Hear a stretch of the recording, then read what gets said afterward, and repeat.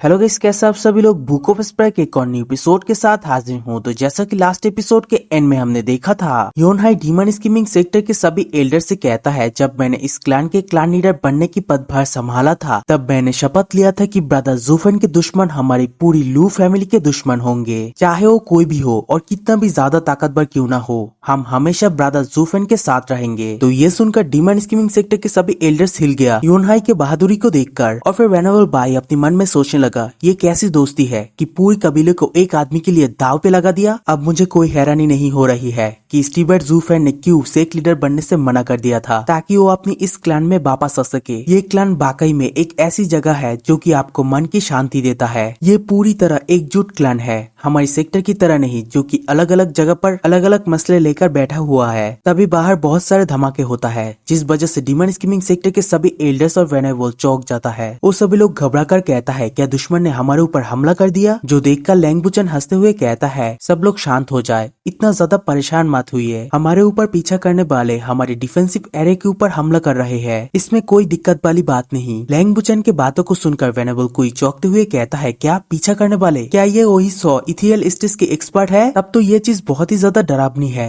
क्योंकि arm formation एक इथियल stage के एक्सपर्ट के सामने तो कुछ भी नहीं है। ये तो उनके सामने पूरी तरह बेकार है। तभी लैंगबुचन उससे कहता है, चिंता मत करो, मुझे पहले से ही पता था तुम लोग तियानो के ऊपर से डबल ड्रैगन गैदरिंग के अंदर जाने वाले हो और भागकर वहाँ पर पनाह लोगे। इसीलिए लगभग 3 महीने पहले ही हमारे लोगों ने यहाँ पर अटैकिंग और डिफेंसिव फॉर्मेशन क्रिएट कर लिया था। उन्होंने यहाँ पर कुल मिलाकर 18 फॉर्मेशन बनाया, जिनमें सभी का लेवल 7 या फिर उससे भी अबव के ग्रेड के थे, और उन सभी फॉर्मेशन को स्पिरिचुअल स्टोन की एनर्जी से बनाया गया है। उसके साथ ही अभी एलएलई और उनके लोग फॉर्मेशन के ऊपर नजर रखने की वजह से उनके 100 गुंडे अब कुछ भी नहीं कर पाएंगे। ये सुनकर डीमन स्कीमिंग सेक्टर के सभी वेनेबल चौंकते हुए कहता है, क्या गुंडे? वो भी 100? कौन है जो कि इन इथियल स्टेज के एक्सपर्ट को गुंडा कह रहे हैं? फिर वेनेबल भाई अपने मन के अंदर सोचने लगता है, ये मेरे सामने जो आदमी है ये असल में कौन है? उसके लिए 100 इथियल स्टेज के एक्सपर्ट केवल 100 गुंडे की तरह है, और वो भी ये बात कितनी घमंडी से कह रहा है। उसकी कल्टीवेशन को देखते हुए ऐसा लगता है वो सिर्फ रेडियन स्टेज पर है, वो तो कोई हायर एक्सपर्ट्स भी नहीं है। क्या ये हमारी सेक्टर की हाई वेनेबल की तरह ही कोई छुपा हुआ एक्सपर्ट हो सकता है, जो कि असल में यहाँ पर कमजोर होने की दिखावा कर रहा है, जबकि वास्तव में वो एक शक्तिशाली एक्सपर्ट हो? जिसके बाद वेनेबल भाई लैंगबुचन को ग्रीट करते हुए कहता है, महोदय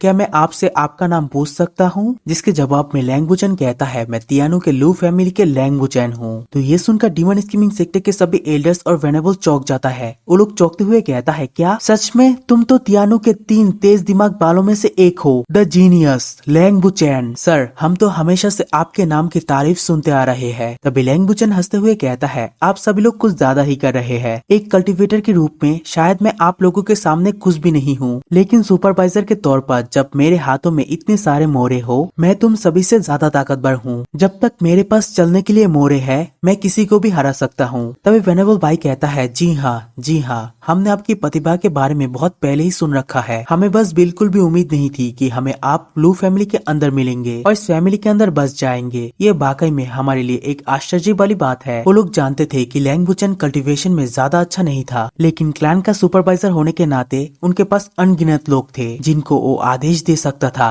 और उनकी ताकत बढ़ा सकता था। कल्टीवेटरों की दुनिया, खासकर वेस्टर्न लैंड में बड़े पैमाने पर लड़ाई बहुत ज्यादा कम होती है, जहाँ उनकी ताकत दिखे। लेकिन अब जब 3 सेक्टर हमारे पीछे है, हमें लैंगबुचन जैसे तेज दिमाग वालों की जरूरत है, जो कि हमको इस परेशानी से बचा सके। तभी दूसरी तरफ सोच समझकर लैंगबुचन कहता है, अभी अभी भेजा गया यूमिंग के युद्ध रिपोर्ट से पता चलता है कि ये लड़ाई शुरू होते ही ये लोग तितर बितर हो गए और कोई भी उनको एक मजबूत दल के रूप में पुनर्गठित नहीं कर पाया। इससे ये पता चलता है उनमें बहुत सारे दर्जे के लोग शामिल है, जिनको नेतृत्व देना बिल्कुल भी नहीं आता। ये लोग आपके लिए इथियल स्टेज के एक्सपर्ट है, लेकिन मेरे आंखों में वो सिर्फ एक गधे का झुंड है। ये लोग कोई केंद्रित ताकत नहीं दिखा रहे हैं, इसका मतलब ये लोग सिर से खाली है। ऐसे लोगों से निपटना सबसे आसान होता है, उनके लिए पहला हमला ही काफी होता है। दूसरा, उन्हें कमजोर करना है। तीसरा, उनके हौसला टूटना और उनके कमजोरी को ढूंढना। उसके बाद ये लोग भाग जाएंगे, इसलिए आप सभी लोग निश्चित रहें, वो लोग जल्दी ही वापस भाग जाएंगे। तभी वेनेबल जैन कहता है, सर लैंग, आपने जिस यूमिंग का जिक्र किया, क्या वो हेल वैली के सीरियस डीमन 7th एल्डर के शिष्य है? जो सुनकर लैंगबुचन कहता है, हाँ। क्या आपने उनके बारे में सुना सुना है? जो सुनकर वेनेबल जैन कहता है, जी हाँ, युगी की हमारी डीमन स्कीमिंग सेक्टर में शामिल होना चाहता था ताकि हेल वैली को कुछ एलाई मिले, पर उसकी एप्टीट्यूड बहुत ही ज्यादा कमजोर थी,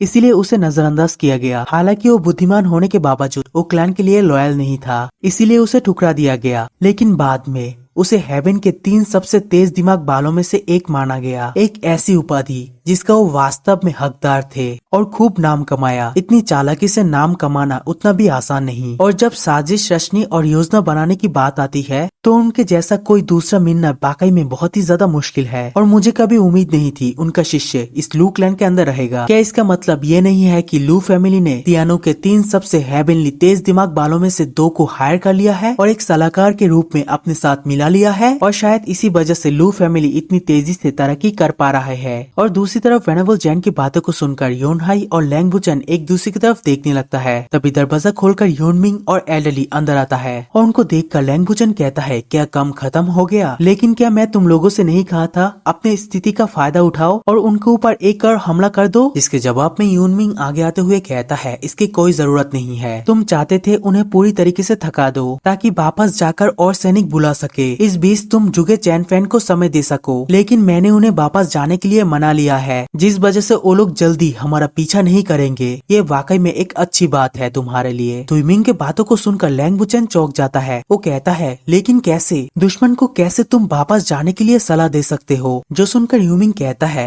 ये तो बहुत ही आसान बात है। हमारे पास हर तरीके से उनसे ज्यादा फायदा है, जिस वजह से उनको पूरी तरीके से बर्बाद करना हमारे लिए कोई मुश्किल बात नहीं होगा। लेकिन इससे तो तुम्हारा प्लान पूरी तरीके से बर्बाद हो जाता।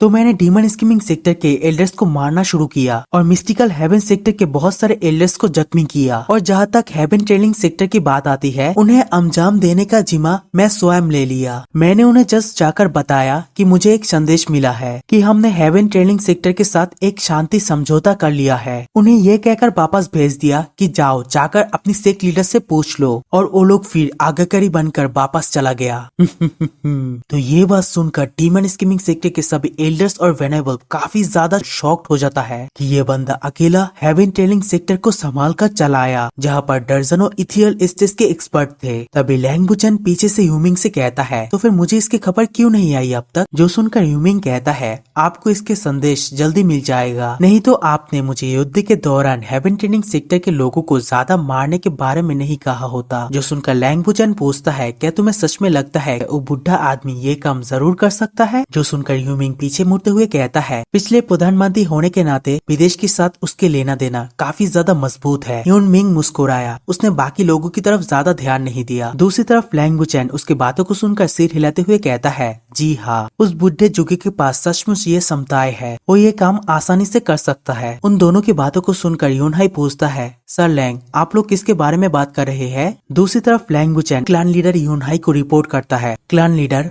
सच कहूँ तो जुगे चैनफैन ने 2 महीने पहले एक संदेश भेजा था, जिसमें वो कहा था वो विदेश यात्रा पर जा रहे हैं और आखिरकार अब वो वापस आ रहे हैं। जो सुनकर योनहाई कहता है, क्या बटलर जुगे चैनफैन वापस आ रहे हैं? तभी लैंग बुचन कहता है, मैंने उसे हाल ही में घटी सभी बातें बता दी और मेरे सारी योजना भी विस्तार से समझा दिया। अब बस उसे एक जेट स्लिप भेजकर कहे कि अभी क्लैन में वापस न आए, बल्कि हेवन ट्रेनिंग सेक्टर का दौरा करे और स्वयं हेवन ट्रेनिंग सेक्टर के अंदर जाए। जो सुनने के बाद डीमन स्कीमिंग सेक्टर के सभी लोग एक साथ चौंकते हुए कहता है, क्या हेवन ट्रेनिंग सेक्टर के अंदर? जो सुनकर लैंग बुचन हंसते हुए कहा, हाँ, वही सेक्ट जो कि तुम लोगों का दुश्मन है, हेवनली ट्रेनिंग सेक्ट। सच कहूँ तो लू फैमिली के अंदर 2 सेज नहीं बल्कि 3 सेज है। उसकी दिमाग और बातों से वो आप लोगों की जान बचा सकता है। तो ये सुनकर वेनेबल भाई चौंकते हुए कहता है, तुम्हारा क्या मतलब है? तभी लैंग बुचन कहता है, मेरा मतलब ये है कि इस बार तियानो के सबसे बड़े 3 तेज दिमाग वाले सेज एक साथ मिलकर काम कर रहे हैं। ये चीज आपकी स्थिति को पलटने, तीनों संप्रदायों से पीछा करने से बचने और इस संघर्ष को शांत करने में निश्चित रूप से मदद कर सकते हैं। दूसरी ओर अगर क्लैन हेड आवेग में आकर इस पूरी फैमिली के अस्तित्व को खतरे में डाल दे, तो हम लोग इतनी आसानी से इसके लिए सहमत नहीं होंगे, क्योंकि हम लोग भी